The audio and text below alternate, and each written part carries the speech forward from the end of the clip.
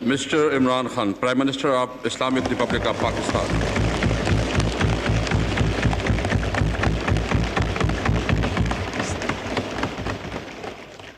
Bismillahirrahmanirrahim. Iyaka na'budu wa iyaka nasta'in. جناب speaker, سب سے پہلے تو میں ابھی جو لوکسٹ کے اوپر بات ہوئی ہے، میں صرف ایک بریف سا کامنٹ کرتا ہوں کہ اس میں 31 جنوری سے ہم نے اس کو ایک ایمرجنسی ڈکلیئر کیا ہوا ہے، اور تب سے ہم نے پوری این ڈی ایم اے کو پوری اختیارات دیے ہوئے ہیں کہ کوئی بھی آپ ایکسپینس کرنا چاہتے ہیں لوکس کے کنٹرول کے اوپر، گورنمنٹ اس میں کوئی کوتاہی نہیں کرے گی، کیونکہ یہ پوٹینشلی، جس طرح ابھی بات ہوئی کہ پوٹینشلی یہ اتنا خطرناک ہو سکتا ہے پاکستان کے لیے، جس میں کئی تو ہم قدم اٹھا سکتے ہیں اس کی طرف، اس کو کم کرنے کے لیے، اور وہ ہم پوری طرح کر رہے ہیں۔ اور انفارچونیٹلی بیچ میں کرونا آ گیا، اور کرونا کی وجہ سے جو سپلائز آنے تھے انگلینڈ سے وہ رک گئے، تو وہ تو ہم انشاءاللہ پورا زور لگائیں گے۔ لیکن میں یہ بھی کہہ دوں آپ کو کہ کئی چیزیں ہمارے ہاتھ میں نہیں ہیں۔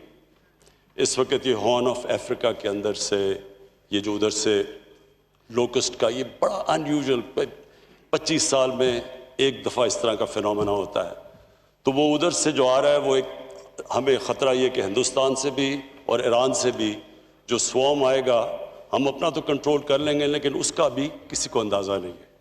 تو ہم اللہ سے دعا کرتے ہیں کہ وہ ہمارے ملک پہ اپنے کرم کرے اور رحم کرے، کیونکہ یہ ایکچولی ایک بہت بڑی تھریٹ ہے، اور اس پہ انشاءاللہ ایک پوری قوم مل کے اس کا مقابلہ کرے گی۔ اب اسپیکر صاحب، میں جو سبجیکٹ سے شروع کرنا چاہتا ہوں، میں 5 پوائنٹس پہ بات کرنا چاہتا ہوں، 5ویں تو کنکلوژن ہے، 4 پوائنٹس پہ بات کرنا چاہتا ہوں۔ جو پہلی چیز ہے وہ کرونا کا ایشو ہے۔ اسپیکر صاحب، یہ جب پاکستان میں 26 کیسز ہوئے تو تب ہم نے ایکشن لیا۔ ابھی کوئی اموات نہیں ہوئی تھی کرونا سے، 26 کیسز کے اوپر ہم نے لاک ڈاؤن کیا پاکستان کو۔ اور یہ میں آپ کو کہہ دوں کہ وہ جو لاک ڈاؤن کیا، وہ کیونکہ ایک دنیا میں فینومینا تھا، یورپ میں دیکھ رہے تھے، Wuhan province, Wuhan city China کے اندر، اس کے اندر ہم نے دیکھا، تو صوبوں نے خود ریئیکٹ کرنا شروع کیا۔ جب وہ باہر سے دیکھتے تھے تو سارے صوبوں نے اپنی قدم اٹھانے شروع کر دیے، تو ایک کوئی سینٹرلائزڈ پلاننگ اس وقت نہیں تھی۔ میرا پہلے دن سے، اور میری ٹیم کا، میرا پہلے دن سے ایک خدشہ تھا کہ یہ ایک ایسا فینومینا ہے کہ اگر ہم ویسٹرن یورپ کو کاپی کریں، یا ووہان کو کریں، یا بعد میں جو امریکہ میں ہو رہا تھا اس کو کریں، تو اس کا پاکستان اور جو ہمارا ہندوستان کا بر صغیر ہے، ہماری سچویشن بہت مختلف تھا۔ یعنی جب سوشل ڈسٹنسنگ کی بات کرتے ہیں تو اب نیوزی لینڈ کی کئی لوگ مثال دیتے ہیں، نیوزی لینڈ میں تو ویسے وہاں تو جو ڈینسٹی آف ان کی آبادی ہے وہ تو پھیلی ہوئی ہے، اور پھر ایک جزیرے ہیں۔ پاکستان کے اندر ہائی ڈینسٹی پاپولیشن، کچی آبادیاں، غریب بستیاں، جدھر 8-8 9-9 لوگ کمروں میں، چھابڑی والے، ڈیلی ویجرز، یہ ایک بہت بڑا طبقہ تھا۔ جب یہ ہوا تو میں نے پہلے دن اس کے اوپر بات کی کہ ہمارے پاس تو ایک ڈیول پرابلم ہے، ہم بالکل مختلف ہیں باقی ملکوں سے۔ ہماری طرف ایک ہم نے لوگوں کو کرونا سے بچانا ہے، اور دوسری طرف بھوک سے بچانا ہے، جو کہ غربت کی وجہ سے لوگوں نے مرنا ہے، اس سے بچانا ہے۔ شروع میں تنقید بھی ہمیں بڑی برداشت کی کہ لوگوں نے کہا اور سخت لاک ڈاؤن کرنا چاہیے تھا، میرے اوپر بڑا پریشر تھا، میرے اپنے لوگوں سے پریشر تھا، میری اپنی کیبنٹ کے اندر لوگ سمجھتے تھے کہ ہم وہ لاک ڈاؤن نہیں کر رہے جو ہونا چاہیے تھا، جو کہ ہندوستان نے کر دیا۔ جس طرح کا لاک ڈاؤن نریندر مودی کی حکومت نے ہمارے بعد کیا۔ اور جب اب ہمارے پاس ایک ڈیٹا سامنے آ چکا ہے، کیونکہ نئی نئی چیزیں تھی، دنیا بھی ایکسپیرینس سے سیکھ رہی تھی، دنیا دیکھ رہی تھی, ہر ملک اپنے اپنے ایکسپیریمنٹ کر رہا تھا. انگلینڈ نے پہلے انہوں نے کہا کہ ہرڈ امیونٹی کی طرف جائیں گے, انہوں نے لاک ڈاؤن نہیں کیا. جب کیسز بڑھے انہوں نے پورا لاک ڈاؤن کیا. برازیل نے انہوں نے لاک ڈاؤن نہیں کیا, اس کے پریزیڈنٹ نے, تو آج وہ 50,000 لوگ مر چکے ہیں, اس سے بھی زیادہ. تو ہر ملک اپنے اپنے, کسی کو اندازہ نہیں تھا. میں آج ایک صرف اس کامنٹ کے اوپر آج بات کرنا چاہتا ہوں کہ بار بار یہ کہا جا رہا ہے کہ کنفیوژن تھی. اسپیکر صاحب, اگر کسی ملک کی گورنمنٹ میں کنفیوژن نہیں تھی وہ ہماری گورنمنٹ تھی پہلے دن سے. میں آج اپنے اپوزیشن ممبرز کو کہتا ہوں, 13 مارچ کو ہم نے لاک ڈاؤن کیا. 13 مارچ سے لے کے آج تک میری ایک سٹیٹمنٹ بتا دیں جس میں تضاد ہو. جو میں 13 مارچ سے کہہ رہا تھا, آپ کو ٹائم ملے گا پلیز, میں ابھی آپ کو کہتا ہوں, میں آپ کو چیلنج کرتا ہوں. میں نے کانسٹنٹلی 2 چیزوں پہ بات کی کہ کرونا اگر آپ کر سکتے ہیں, اگر آپ کی سنگاپور کی آبادی ہے, اگر آپ کے پاس $50,000 پر کیپٹا انکم ہے, اگر آپ کی نیچرل سوشل ڈسٹنسنگ ہے, تو سب سے بہترین چیز اس کو روکنے کی ہے کہ بالکل کرفیو لگا دو. میں نے تو یہ پہلے دن سے کہا, لیکن میں نے یہ بھی کہا کہ جو ہمارا ملک کی کنڈیشنز ہیں, ہمیں یہ سوچنا پڑے گا کہ اگر ہم یہ کرنے جا رہے ہیں تو وہ غریب طبقے کے اوپر کیا امپیکٹ پڑے گا. یہ کنسسٹنٹ میری سٹیٹمنٹس رہی ہیں.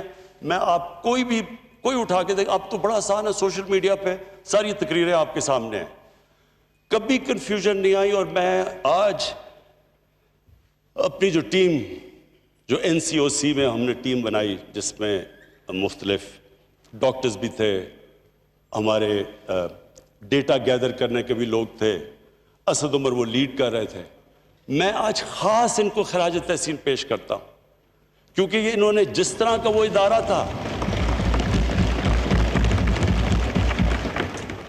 اس ادارے کے اندر ہر روز ڈیٹا کلیکشن ہوتی تھی, دنیا کی ٹرینڈز دیکھی جاتی تھی, ڈاکٹرز کا ایکسپرٹ اوپینین آتا تھا, وہ ڈاکٹرز کہتے تھے باقی صوبوں کے ڈاکٹرز کو, باقی صوبوں کے ساتھ کوآرڈینیشن قائم کی.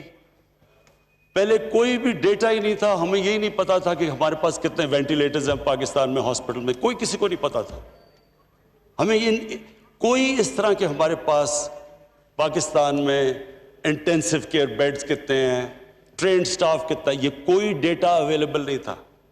یہ NCOC نے ہر روز میٹنگز کر کے ڈیٹا اکٹھا کیا, انہوں نے دنیا کی ٹرینڈز اس کے مطابق پھر کوشش اپنے ہمارے پیکیولر سرکمسٹانسز پہ کی. اسپیکر صاحب, اس کی وجہ سے میں تو ان کی داد دیتا ہوں کہ اس کی وجہ سے ہماری جو ڈیسیجن میکنگ تھی, ہمارے فیصلے تھے, وہ بالکل ان کے اندر تضاد نہیں آیا اور ہم کنسسٹنٹلی آگے بڑھے. اب وہ دیکھیں, 2 طرف سے تنقید تو ایک طرف سے ہوئی کہ آپ نے پوری طرح لاک ڈاؤن لگا دینا ہے. ہندوستان کی جو آج رپورٹس ساری دنیا کے اندر آ رہی ہیں, کل نیو یارک ٹائمز کے اندر آئی ہے رپورٹ, جو تباہی ہندوستان میں کمپلیٹ لاک ڈاؤن سے جو ہوئی ہے, وہاں فگرز ہیں کہ 34% لوگ شدید غربت میں پڑ گئے ہیں, غریب کچلا گیا ہے. لاک ڈاؤن لگایا, سوچا ہی نہیں کہ غریب آدمی کدھر جائے گا. ہزاروں لاکھوں لوگ سڑکوں کے اوپر نکلے ہوئے ہیں, بیچارے بیگ اٹھا کے, ٹرانسپورٹ بند کر دی, سڑکوں کے اوپر لوگ مر گئے. یہ جو سٹڈی آئی ہے جو اب ہندوستان کی, کہ اس لاک ڈاؤن جس طرح کا ہمیں کہا جا رہا تھا لگاؤ, اب سب کے سامنے ہے کہ اس لاک ڈاؤن کا کس طرح کا امپیکٹ پڑا, ایک انسانوں کے اوپر غربت پہ, اور دوسرا آج ہندوستان کی ریٹ دیکھیں, آج وہاں کا جو کرونا وائرس کا جو سپریڈ ہے وہ پاکستان سے کم ہے, ہمارے سے زیادہ تیزی سے سپریڈ کر رہا ہے. وہاں بھی مشکل ہے ہسپتالوں میں, ممبئی کے اندر, دلی کے اندر لوگ باہر کھڑے ہوئے ہیں, ہسپتال بھرے ہوئے ہیں. تو میں آج اسپیکر صاحب پھر سے اپنی ٹیم کو خراج تحسین پیش کرتا ہوں. کبھی ہمارے میں کنفیوژن نہیں تھی، کبھی کوئی کنفیوژن نہیں تھی، جو ہر روز میٹنگ کر کے اب تک ہم یہاں پہنچے. لیکن میں آج اپنی ساری قوم کو یہ بتانا چاہتا ہوں کہ یہ ایک بڑا مشکل مرحلہ ہمارے سامنے آج ہے. ہمارا جب ہم نے یہ کھولا اور کیوں کھولا ہم نے، سب سے پہلے ہم نے کھولا کنسٹرکشن. آج ساری دنیا کہہ رہی ہے کہ لاک ڈاؤن سے نقصانات زیادہ ہیں، جو کرونا کا کنٹرول ہے وہ اتنا نہیں ہوتا، نقصان زیادہ ہوتا ہے. ہندوستان کی اگزامپل کے علاوہ آج آپ امریکہ میں دیکھ لیں، دنیا کا سب سے امیر ملک، وہاں دیکھیں نیو یارک میں کیا ہوا. آج 23 اسٹیٹس کے اندر کرونا بھی بڑھ رہا ہے اور وہ لاک ڈاؤن بھی کھول رہے ہیں. جو دنیا کا سب سے امیر ترین ملک ہے وہ بھی یہ ریئلائز کر رہا ہے.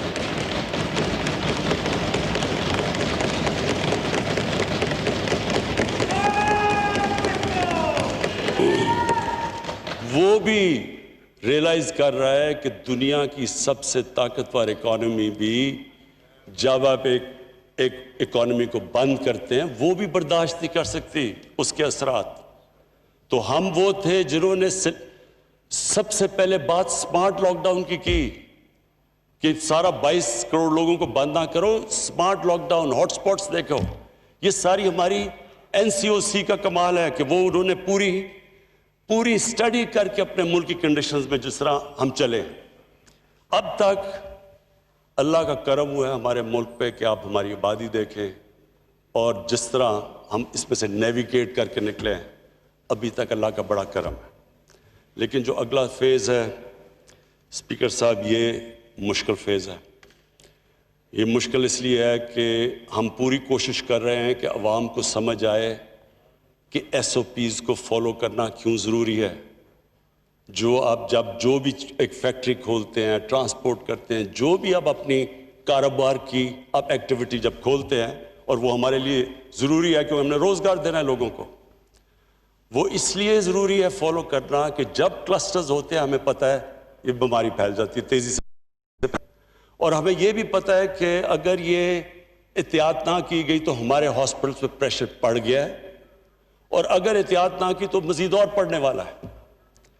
اس لیے یہ ساری اس اسمبلی سے جو بھی عوام دیکھ رہی ہے، جو بھی ہم سب یہاں بیٹھے ہیں، یہ ہم سب کے اوپر لازم ہے کہ ہم یہ اپنی طور پہ پبلک میں لوگوں کو ریئلائز کریں کہ کتنا ضروری ہے ہمیں بچانا اپنے بوڑھوں کو، اپنے بیمار لوگوں کو، بلڈ پریشر کے لوگوں کو، جن کو ڈائبٹیز ہے. اصل میں تو جو سمارٹ لاک ڈاؤن کا مطلب یہ ہے کہ ان کو پروٹیکٹ کیا جائے. ہمیں پتہ ہے کہ عام لوگ ہمارے ماشاءاللہ ہمارے بھی یہاں بیٹھے ہیں جو لوگ ریکور کر بیٹھے ہیں اس سے، لیکن ہمیں یہ پتہ ہے کہ جن کے اندر کوئی بھی ویکنس ہو، یہ ایک ایسی بیماری ہے جو کہ ان کی جانیں خطرے میں ڈال دیتی ہے. تو اس لیے میں آج میں یہ بھی جو رشتہ دار ہیں، جن لوگوں کے آج آلموسٹ 4000 لوگ ہمارے اموات ہو چکی ہیں، اس سے ہم ان کے لیے دعا بھی کرتے ہیں، ہم افسوس کرتے ہیں، ان کے لیے دعا کرتے ہیں جو کہ اس بیماری کی وجہ سے گئے ہیں ملک دنیا سے. لیکن یہ جو اگلا سٹیپ ہے یہ کرٹیکل اس لیے ہے کہ ہمارے پاس اب 2 راستے ہیں. اگر ہم احتیاط کر گئے تو انشاءاللہ جو ہماری فیسلٹیز ہیں وہ اتنی ہیں کہ ہمارا جو ہیلتھ سسٹم ہے وہ کوپ کر جائے گا. لیکن اگر ہم نے بے احتیاطی کی، اور مجھے افسوس سے کہنا پڑتا ہے ہم ہر روز رپورٹ آتی ہے اب ہمیں NCOC میں کہ کون سے صوبے میں، کون سے شہر میں، کون سے ایریاز کے اندر احتیاط کی جا رہی ہے اور کتنی کی جا رہی ہے، کتنی نہیں کی جا رہی. تو اس کے اوپر ایک تو ہم اپنی یہ والنٹیئر فورس ہے، ٹائیگر فورس، ان سب کو ہم نے لگا دیا ہے کیونکہ ایڈمنسٹریشن کے اوپر آگے بہت پریشر ہے، وہ تھک چکے ہیں، تو ان کو لگا دیا ہے SOPs کے اوپر. لیکن یہ ہم انفورس بھی کریں گے، اوپر سے ہمارے جو NCOC میں ہاٹ سپاٹس دیکھ رہے ہیں، سلیکٹیو ایریاز کو بند بھی کریں گے. لیکن میں آج یہ کہہ دوں کہ یہ اگر مہینہ ہم احتیاط سے گزار بیٹھے تو ہم انشاءاللہ اس کے برے اثرات سے بچ سکتے ہیں. ایک اور بات ہوئی جی کہ کورونا کے پیچھے ہم چھپ رہے ہیں اور اپنی جو ہماری کمزوریاں وہ چھپا رہے ہیں کورونا کے پیچھے. میں اسپیکر صاحب صرف فگر دینا چاہتا ہوں. آج ہی آئیے وہ فگر. آج IMF نے آج ان کی آفیشلی انہوں نے ان کی فگر نکلی ہے. دنیا کی اکانومی کو $12 ٹریلین کا نقصان ہو چکا ہے. اور جو انڈیویجول اکانومیز ہیں, انگلینڈ کی اکانومی, ان کا 20% ان کی اکانومی نیچے گر پڑی ہے, نیگیٹو گروتھ ریٹ میں چلی گئی ہے. ساری دنیا یہ کہہ رہی ہے کہ 100 سال کے اندر یہ سب سے بڑا اکنامک کرائسس آیا ہے. ہمیں یہ کہا جاتا ہے کہ جی اچھا انگلینڈ کے اندر تو چلے اکنامک کرائسس آ گیا, ان کے 40,000 لوگ مر چکے ہیں. لیکن اسپیکر صاحب اس کا کوئی تعلق ہی نہیں ہے کہ کتنی اموات ہوئی ہیں. لاک ڈاؤن کا تو صرف جتنی دیر آپ لاک ڈاؤن کرتے ہیں, اکانومی بند کر دیتے ہیں, وہ فرق نہیں پڑتا کتنی اموات ہوئی ہیں. پوائنٹ یہ ہے کہ اس کا اکانومی پہ کیا فرق پڑتا ہے. تو ہم نے جو 13 مارچ سے اکانومی بند کی اپنی, اور شکر ہے ہم نے پہلے کھولنی شروع کی جو کنسٹرکشن, آپ یہ دیکھ لیں کہ آج ہندوستان میں کیا ہوا ہے. سو پوائنٹ میں یہ کہہ رہا ہوں کہ اس سے یہ کہنا کہ آپ کی اکانومی کو فرق ہی نہیں پڑا, یعنی یہ اس کہیں بھی دنیا کے اندر آپ دیکھیں ساری دنیا کی اکانومی میں, یعنی دنیا ریسیشن میں چلی گئی ہے. $12 ٹریلین اگر دنیا کی اکانومی کو لاس ہوا ہے, اور ابھی یہ بھی نہیں پتا کہ کتنا اور لاس ہونا ہے. آج کوئی بھی پریڈکٹ نہیں کر سکتا کہ اس کو ریکور کرنے میں کتنی دیر لگے گی. آج کوئی یہ بھی نہیں بتا سکتا کہ کتنی انڈسٹریز ہمیشہ کے لیے بند ہو گئی ہیں جو ریوائیو ہی نہیں اب ہو سکتی. ساری دنیا کا جو سروس سیکٹر ہے, ٹورزم ہے, ایئر لائن سیکٹر ہے, ساری دنیا کے اندر وہ کرائسس پہ چلا گیا ہے, کیونکہ یہ لوگوں کو یہ نہیں پتا یہ کب سے پھر سے چلے گا. تو یہ جو کہنا, مجھے عجیب لگا یہ کہنا کہ جناب ہاں آپ چھپ رہے ہیں کرونا کے پیچھے. میں جی اب یہ سیکنڈ پوائنٹ پہ آ رہا ہوں. اکانومی کے اوپر بہت بات چیت ہوئی کہ ہماری اکانومی کا پہلے ہی بہت برا حال تھا, ہم فیل ہو گئے تھے اکانومی کے اندر. تو میں آج اسپیکر صاحب ذرا پہلے بیک گراؤنڈ تھوڑی سی دے دوں کہ تحریک انصاف کی گورنمنٹ کو کس طرح کی اکانومی ملی تھی.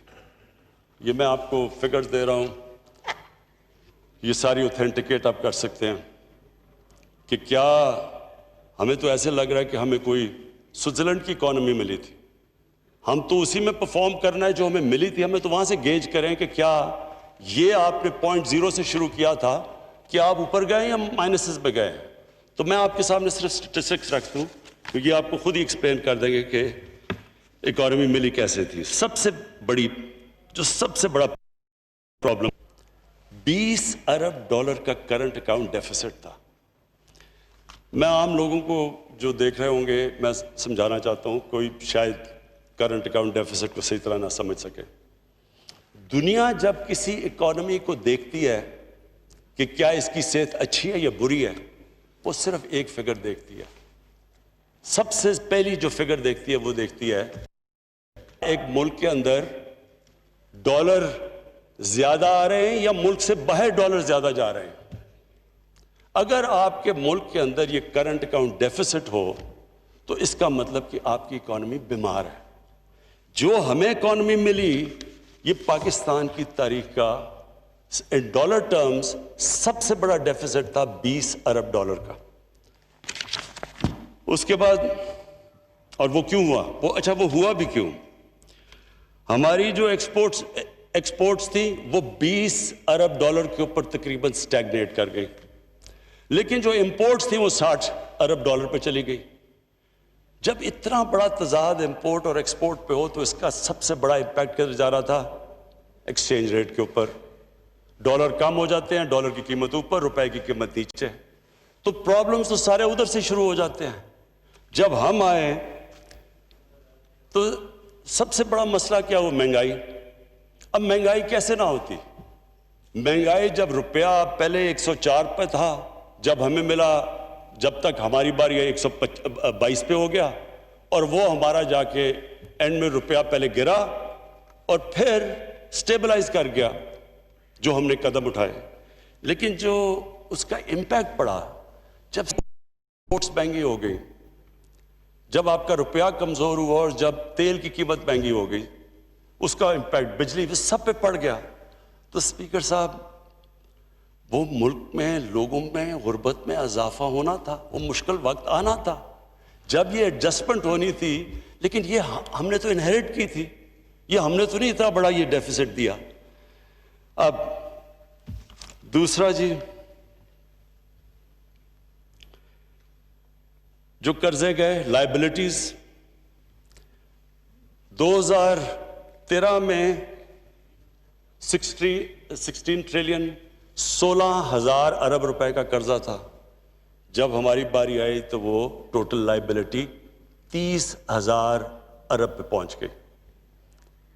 پہلا سال جو ہم نے جتنی بھی ٹیکس کلیکشن کی وہ پہلا سال ویسی مشکل تھا, آدھا اس کا چلا گیا ان کے قرضوں کی قسطیں, ان کے لیے ہوئے قرضوں کی قسطیں ادا کرنے میں. خود سوچیں کہ اس کے بعد کتنا پیسہ رہ گیا سارا ملک چلانے کے لیے.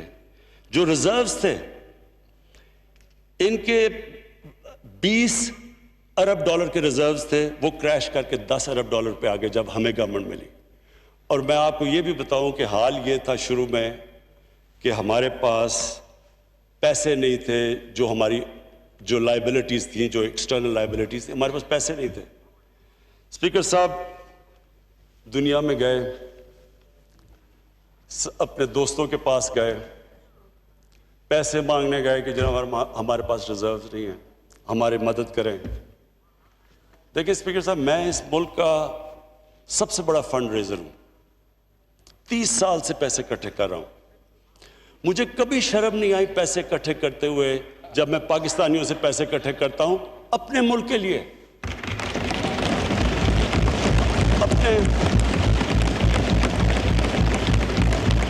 اپنے ہسپتالوں کے لیے, یونیورسٹی جس میں غریب بچے پڑھ سکتے ہیں. مجھے کوئی شرم نہیں آتی, سیلاب کے لیے, زلزلے کے لیے, تو اپنے لوگوں سے پیسے اکٹھے کر رہا ہوں, شوکت خانم کے لیے. لیکن اسپیکر صاحب جو مجھے شرم آئی جب ہم دوسرے لوگوں سے جا کے اپنے ملک کے لیے پیسے مانگے. میرے ساتھ لوگ, میرے ساتھ ٹیم تھی, شاہ جی میرے ساتھ تھے, اسد میرے ساتھ تھا. دیکھیں آپ جو مرضی کر لیں, آپ کا جتنا مرضی وہ خیر خواہ ہو, دوست بھی ہو, لیکن جب آپ ہاتھ پھیلاتے ہیں نا کسی کے سامنے, اس کی آنکھوں میں ایک لک آتی ہے, اور وہ صرف میرے لیے شرم کی بات نہیں, میرے ملک کے لیے ہے کہ میں ملک جب جا کے کسی سے پیسے مانگتا ہے, اور وہ ہم کیوں مانگ رہے تھے, ہمارے پاس پیسے نہیں تھے, ہم ڈیفالٹ کرنے کے سٹیج پہ آئے ہوئے تھے. تو ہم 3 مہینے تو لگے ہوئے, کبھی ایک ملک میں جا رہے ہیں, کبھی دوسرے ملک میں پیسے مانگنے کے لیے.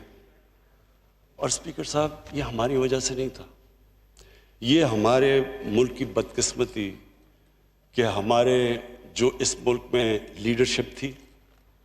اب میں آپ کو ذرا مثال دیتا ہوں کہ ایک طرف تو یہ ہمارا حال تھا کہ پیسے مانگ رہے تھے. ذرا میں آپ کو صرف بتانا چاہتا ہوں کہ کیا یہ جو ایک جو ملک کا پرائم منسٹر ہوتا ہے وہ ملک کے باپ کی طرح ہوتا ہے, قوم اس کے بچے ہوتے ہیں.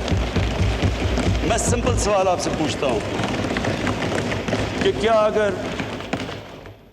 اگر میرے بچے بھوکے ہیں, اگر میں بچوں کو صحیح علاج نہیں کروا سکتا, تو کیا میں ایک بادشاہ کی طرح رہوں گا اور بچے میرے بھوکے رہیں گے؟ کیا میں اپنے خرچے نہیں کٹ کروں گا؟ میں صرف آپ کو یہ اس لیے بتا رہا ہوں کہ یہ مائنڈ سیٹ ریفلیکٹ کرتا ہے. اسپیکر صاحب میں واشنگٹن گیا, ٹوٹل پیسہ جو میں نے خرچ کیا $67,180.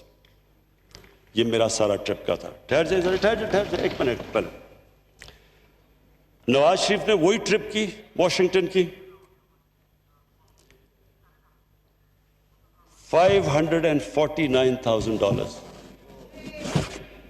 آصف زرداری نے وہ ٹرپ کی $752,000. اب میں صرف یہ پوچھ رہا ہوں کہ کیا وہاں جانے سے، اتنے زیادہ پیسہ خرچ کرنے سے، کیا ان کے حکمرانوں نے سمجھا ہوگا کہ یہ جو کتنے زبردست لوگ ہیں، کتنے بڑے ہوٹل میں ٹھہر رہے ہیں؟ ایک طرف آپ پیسے مانگ رہے ہیں ان سے، دوسری طرف آپ اس طرح ٹھہر رہے ہیں. میں آپ کو کہتا ہوں کہ ویسٹرن ڈیموکریسی کے لیڈر اتنا پیسہ خرچ نہ کرے جو یہ ہیں. آگے آ جائے جی. UN کی وزٹ، آصف زرداری نے خرچ کیا $1.3 ملین، $13 لاکھ. نواز شریف نے خرچ کیا $11 لاکھ. شاہد خاقان عباسی نے کیا $7 لاکھ. وہی ٹرپ میں نے $162,000 پہ کی، $1,62,000. 10 گنا زیادہ فرق. ڈیووس گئے،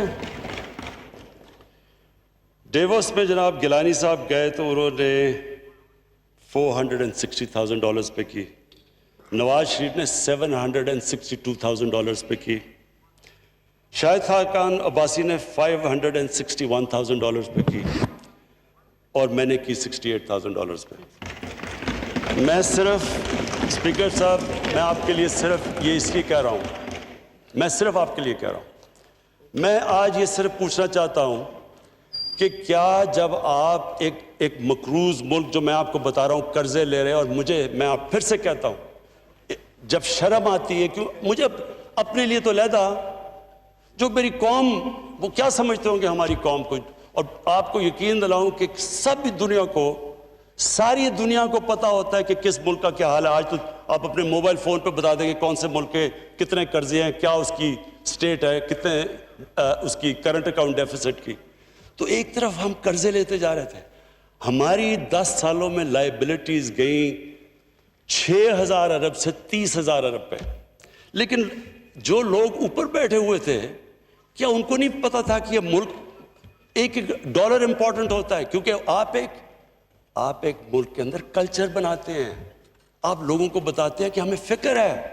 جب میں فکر کرتا ہوں تو مجھے امید ہوتی ہے کہ باقی بھی سارے مجھے دیکھتے ہیں.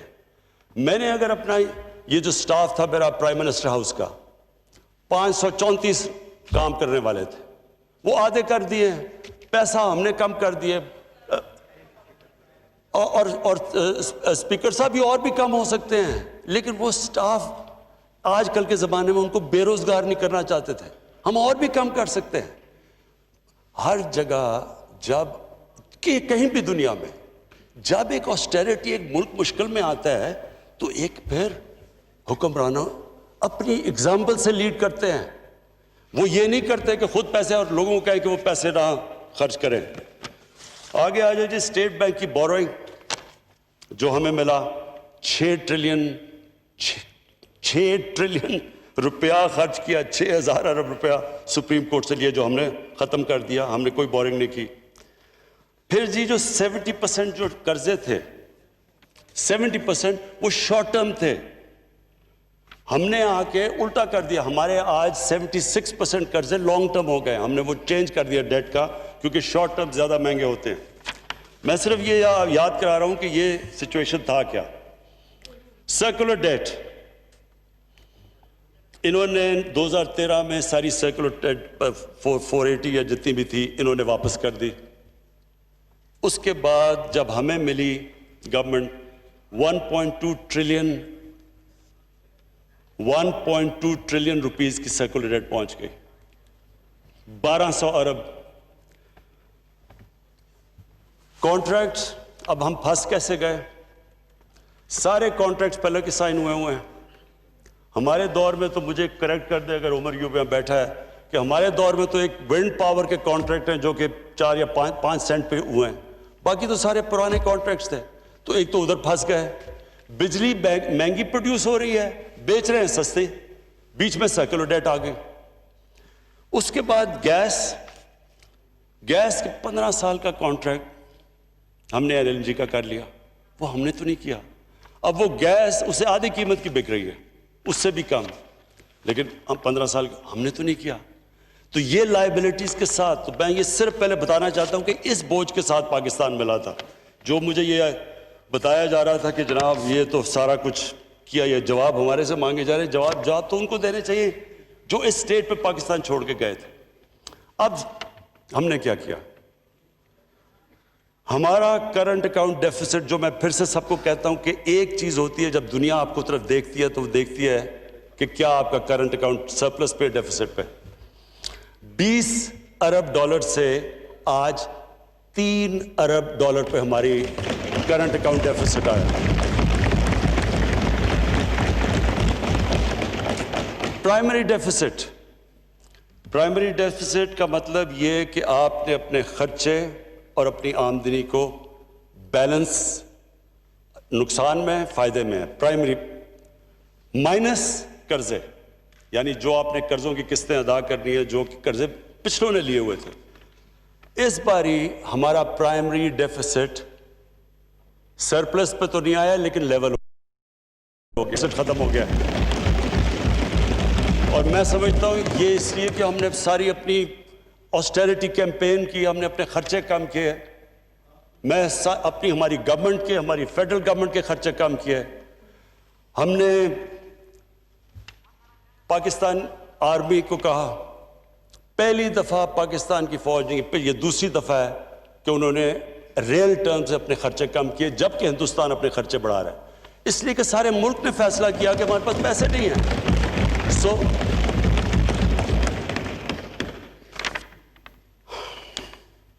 اس کے بعد جی جو چیز مجھے خاص خوشی ہے جو ہم نے کی وہ یہ کہ ہم نے جو غریبوں کے لیے، جو عام لوگوں کے لیے، جو ہمارا احساس پروگرام، جو پاکستان کی تاریخ کا سب سے بڑا پروگرام ہے عام لوگوں کو غربت سے نکالنے کا، پاورٹی ایلیویشن کا، اس کو اس برے وقت میں، جبکہ کووڈ کے جو آخری یہ جو کوارٹر تھا ہماری کریش کر گئی، جس طرح ساری دنیا میں ریونیوز کریش کے جب ہمارے کر گئے، تو اس کے ہم نے 208 ارب بلکہ کم نہیں کیا، احساس پروگرام کا ہم نے اس کی زیادہ بڑھا دیا۔ ٹیکس پہ آ جائیں جی، پچھلے 3 سال میں سب سے زیادہ ٹیکس اکٹھا ہوا 17% پہ۔ کووڈ سے پہلے جب یہ کرونا وائرس کی لاک ڈاؤن نہیں ہوا تو ہمارا 17% ہمارا ٹیکس کی گروتھ تھی۔ ہمارا نان ٹیکس ریونیو 33% بڑھا۔ ہماری فورن ڈائریکٹ انویسٹمنٹ 1 ارب ڈالر سے گئی 2.1 ارب ڈالر پہ ڈبل ہوئی فورن ڈائریکٹ انویسٹمنٹ۔ ہماری ریمیٹنسز میں 3% اضافہ ہوا۔ ہماری ایکسپورٹس مارچ کے اندر جب یہ کووڈ سے پہلے جو ہماری ایکسپورٹس تھی وہ پچھلے 10 سال میں سب سے تیزی سے آن اے منتھ بیسس ہماری ایکسپورٹس بڑھ رہی تھیں۔ اور ہماری جو ریٹنگ تھی، جو کہ دنیا کی ریٹنگ ایجنسیز ریٹ کرتی ہیں ملک کو، ہماری B3 پازیٹیو چلی گئی، یعنی کہ دنیا ریکگنائز کرنا شروع ہو گئی کہ اکانومی ہماری امپروو کر گئی ہے۔ اور اب تک ہم 5,000 ارب روپے قرضے واپس کر چکے، جو قرضے پچھلی حکومتوں نے لیے۔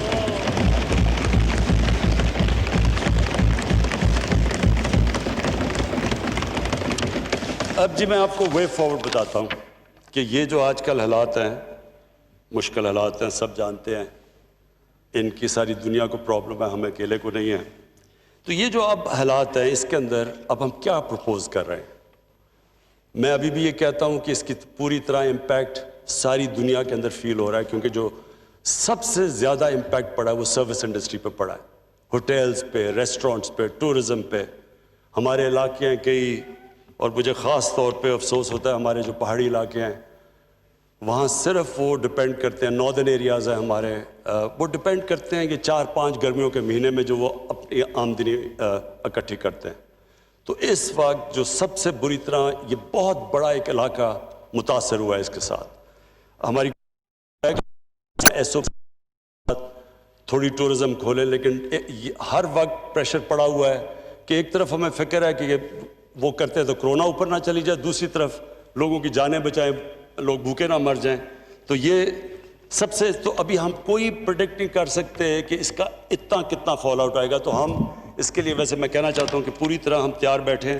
ہم نے اسپیشل ریزرو کیے ہوئے ہیں کہ اگر ہمیں ضرورت پڑے تو ہم پیسے یہاں استعمال کریں. تو نمبر 1 ہم نے جو سب سے پہلے اپنا جو اکانومی کا شعبہ کھولا وہ تھا کنسٹرکشن.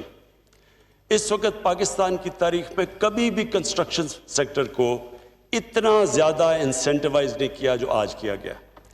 30 ارب روپیہ تو ہم نے صرف رکھا ہوا ہے کنسٹرکشن انڈسٹری کے لیے آسانیاں پیدا کرنے کے لیے ان کو, تاکہ سستے قرضے مل جائیں, تاکہ وہ ہمارے جو ایک ڈریم ہے کہ ہم اس ملک میں افورڈیبل ہاؤسز یعنی ان لوگوں کے لیے گھر بنائیں جو بیچارے گھر افورڈ نہیں کر سکتے, اس کے لیے 30 ارب روپیہ رکھا ہوا ہے تاکہ ان کو سبسڈائز ریٹ کے اوپر ملے انٹرسٹ, تاکہ وہ اگر جو آسان قسطوں میں واپس کر سکے, وہ لوگ جو کبھی خرید نہیں سکتے گھر ان کو موقع مل جائے. تو یہ جو کنسٹرکشن ہے سب سے زیادہ کبھی بھی کنسٹرکشن انڈسٹری کو اس طرح کے انسینٹیوز نہیں دیے گئے. یہ ہمارا نمبر 1 ہے. دوسرا ایگریکلچر. اب تک 50 ارب روپے ہم نے رکھا ہے. ہم نے ان کی کھادوں کی قیمتیں بھی ہم نے سبسڈائز کی ہیں, پانی کے اوپر بھی کام کر رہے ہیں. لیکن یہ ایگریکلچر جو سیکٹر ہے اس گورنمنٹ نے فیصلہ کیا ہے, ابھی فخر امام نے آپ سے پتہ نہیں کتنی اس کے اوپر تفصیل میں بات کی ہے, ہماری اب ساری کانسنٹریشن یہ ہے کہ کنسٹرکشن اور ایگریکلچر کو ہم آج پرائیورٹائز کریں اور اس کے اوپر پورا زور لگائیں.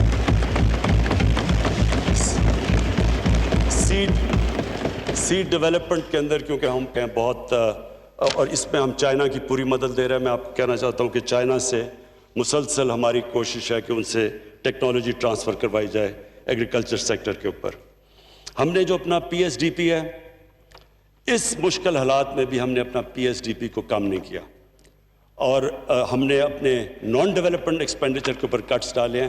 لیکن پی ایس ڈی پی اس لیے نہیں ہم نے کم کیا کیونکہ ہم چاہتے ہیں کہ اس سے اکانومی ہماری چلنی شروع ہو اور لوگوں کو روزگار ملے.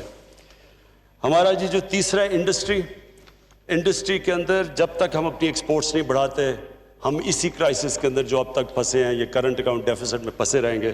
تو ہم انڈسٹری کے لیے ہزاروں را مٹیریل ہیں جو کہ آپ کو بتا دیں گے کہ جن کے اوپر سے ہم نے بالکل ڈیوٹی اٹھا لی ہے تاکہ ہمارے کاسٹ آف ڈوئنگ بزنس کم ہو, تاکہ ہماری انڈسٹری ریوائیو ہو. کیونکہ آپ کو پتہ ہے پاکستان ڈی انڈسٹریلائز ہو رہا تھا, ایکسپورٹ اسٹیگنیٹ کی ہوئی تھی, اور ایکسپورٹس کے بغیر دیکھیں نا یہ بڑی اچھی بات کرتے ہیں کہ جی گروتھ ریٹ آپ کی نیچے آ گئی, کیا آپ ایک 5% پہ گروتھ ریٹ تھی. اگر آپ کی گروتھ ریٹ 5% پہ ہے اور آپ کا ریکارڈ کرنٹ اکاؤنٹ ڈیفیسٹ ہے, آپ کی امپورٹ 60 ارب کی ہیں اور ایکسپورٹس 20 ارب کی ہیں, تو ملک وہ سسٹینیبل ہی نہیں ہے, وہ تو جانا ہی جانا اس نے کرائسس میں ہے.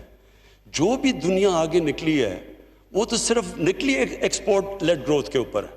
آج چائنا کی اسٹرینتھ کیا ایکسپورٹس ہیں, ساؤتھ کوریا جو بھی ٹائیگر آگے بنا تھا ایشین ٹائیگر, اس کی سب سے بڑی پرائیورٹی تھی ایکسپورٹس. تو ایکسپورٹس کے اوپر جب تک کہ آپ انسینٹیوائز نہیں کریں گے اپنی انڈسٹری کو تو وہ کمپیٹ نہیں کر سکتی. تو ہم ان کے را مٹیریلز کے اوپر بھی ہم نے یہ جو کیا میرے خیال میں یہ بہت بڑا انسینٹیو ہے. اور پھر چوتھی چیز, میں یہ جو اپنا احساس پروگرام ہے یہ ہمارا سب سے امپورٹنٹ پروگرام ہے, کیونکہ اسپیکر صاحب کبھی بھی کوئی ملک آج تک دنیا میں اوپر گیا ہی نہیں جدھر ایک چھوٹا سا طبقہ امیر ہوتا جائے اور عوام ادھر کی ادھر رہے, غریب رہے. یہ جو ہمارا ملک میں امیر اور غریب کے اندر فرق بڑھتا جا رہا ہے یہ سب سے بڑی امپیڈمنٹ ہے اس ملک کے آگے بڑھنے سے, یہ ہمیں روک رہا ہے آگے بڑھنے سے. تو یہ جو ہمارا احساس پروگرام ہے یہ ملٹی فیسٹڈ ہے.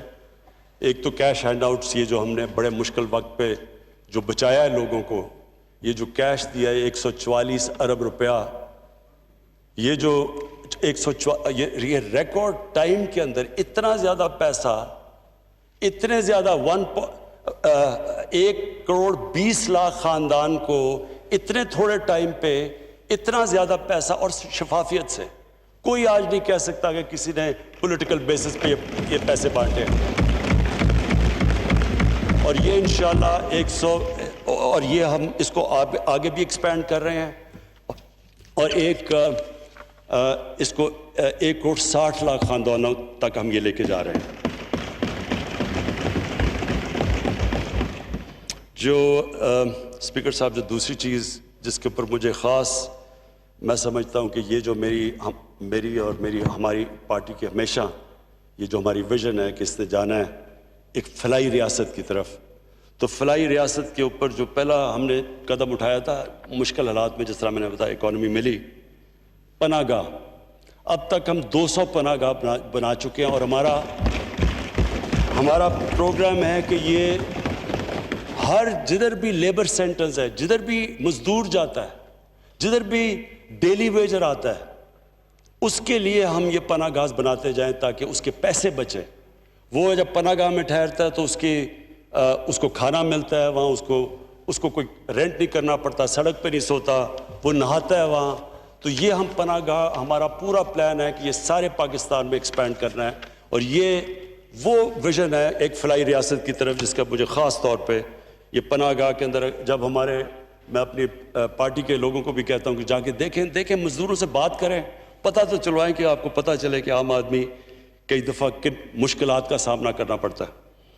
اور اس سے زیادہ جو میں سمجھتا ہوں کہ جو ہمارا انصاف کارڈ ہے، 1 کروڑ خاندانوں کو انصاف کارڈ ہم پہنچا رہے ہیں۔ کے پی کے اندر کے پی کی گورنمنٹ نے فیصلہ کیا کہ وہ احساس کارڈ اور سارا جو فاٹا کا علاقہ ہے ان سب کو احساس کارڈ، جس میں 7 لاکھ، پہلے 7,20,000 تھا تو وہ 10 لاکھ پہ ہے۔ 10 لاکھ کا مطلب یہ کہ جی ایک غریب خاندان جو سب سے زیادہ تکلیف میں ایک گھر ہوتا ہے جب کسی کو بیماری ہو جائے، اور اب یہ کووڈ کی وجہ سے جو ہم کہانیاں سنتے ہیں بہت مشکل میں گزرتے ہیں، تو وہ جو ایک غریب گھرانے کے اندر جب ان کا بجٹ پہلے سے کم ہوتا ہے، پہلے سے وہ مشکل سے اب پیسے کما رہے ہوتے ہیں اپنے بچوں کو پالنے کے لیے، کھانا دینے کے لیے، ایک بیماری ہوتی ہے وہ سارا خاندان چلا جاتا ہے غربت کے نیچے، کیونکہ وہ سب کچھ بیچ دیتے ہیں۔ یہ سب سے بڑی پروٹیکشن ہے کہ غریب گھرانے کے پاس پیسے ہوں، وہ جا کے اپنا علاج کروا سکے، اور یہ انشاءاللہ ہم سارا کوریج سارے پاکستان میں کریں گے۔